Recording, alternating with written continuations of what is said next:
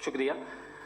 जनाब जावेद अख्तर साहब कई मरतबा दोहरा रहे हैं कि फेथ का मतलब बताइए, फेथ का मतलब बताइए। मैंने बता दिया, फेथ सही भी होता है, गलत भी होता है। और आज हम फेथ पे बात नहीं कर रहे, हम ट्रुथ और डज गॉड एग्जिस्ट पे बात कर रहे हैं। क्या डज गॉड एग्जिस्ट, ये ट्रुथ यानी गॉड है या नहीं है, इसमें से दोनों ट्रुथ क्या है। अब आप उसे फेथ कह लें, बिलीफ कह लें, नॉट माई बिजनेस। उसके बाद आपने कहा कि भाई सवाल करने से मजहब रोकता है। मैं कहता हूं जो रोकता है वो रोकता होगा, मैं नहीं रोकता। बल्कि सवाल करें, सवाल करना चाहिए। सवाल कर करके तो हम आगे बढ़ते हैं, तरक्की करते हैं, और इसीलिए मैं आज यहाँ पे आया हूँ। लेकिन सवाल सिर्फ खुदा से नहीं होगा, आपसे भी होगा। सवाल एथिज्म से भी होगा, सवाल सिर्फ मजहब से नहीं होगा, सबसे होगा। और आज मैं सवाल करूंगा और उम्मीद है कि आप जवाब देंगे। अभी तक आपने वैसे कॉन्टिंजेंसी आर्गुमेंट का कोई जवाब नहीं दिया। चलें, आपने कहा यूनिवर्स के बारे में इटर्नल क्यों नहीं बोल देते। ये चूंकि लॉजिकली पॉसिबल ही नहीं है कि यूनिवर्स इटर्नल हो। यूनिवर्स एक कॉन्टिंजेंट चीज है जो टाइम एंड स्पेस के पाबंद है, टाइम एंड स्पेस से बाउंड है। जो टाइम एंड स्पेस से बाउंड होगा वो कॉन्टिंजेंट होगा, जो कॉन्टिंजेंट होगा वो उसकी बिगिनिंग हुई होगी, जिसकी बिगिनिंग हुई होगी वो इटर्नल नहीं हो सकता। ये तो कॉमन सी बात है। आपने कहा कि किसी मजहबी किताब में डायनासोर का जिक्र नहीं है। अफसोस कि आज तक किसी मैथमेटिक्स की किताब में मुझे डायनासोर का जिक्र नहीं मिला।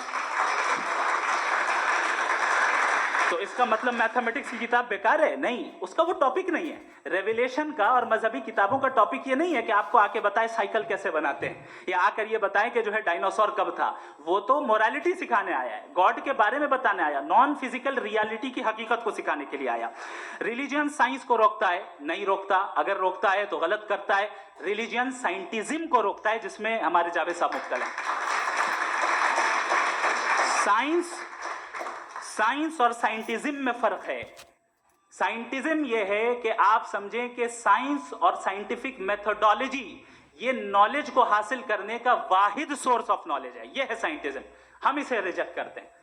हम साइंस को तो तरक्की करते हैं। भाई आप हमारी पूरी तारीख कर लें, पढ़ लें तो आपको पता चल जाएगा। बहरहाल ये अलग टॉपिक है। उसके बाद इन्होंने एक लफ्ज कहा, वेटिकन ने फतवा दिया। वेटिकन का फतवे से कोई ताल्लुक नहीं है, दोनों कॉन्ट्राडिक्टरी अल्फाज हैं। उसके बाद उन्होंने कहा कि भाई हमें नहीं मालूम। अगर नहीं मालूम तो क्लियरली कह देना कि नहीं मालूम है, इसमें क्या हरज है।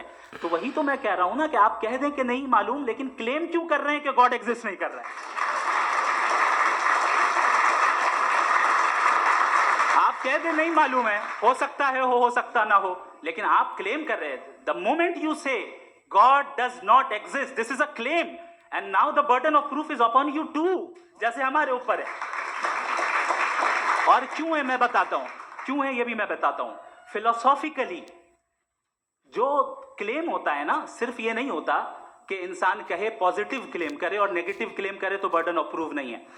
आप मिसाल के तौर पे मैं कहूं कि फुला उस कमरे में कोई नहीं है, मैंने एक नॉलेज का क्लेम किया है।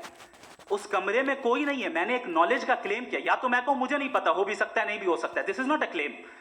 लेकिन जब मैं कह रहा हूं कि वहां कोई नहीं है, या मैं कह रहा हूं वहां कोई है, दोनों क्लेम है और दोनों के ऊपर बर्डन ऑफ प्रूफ है।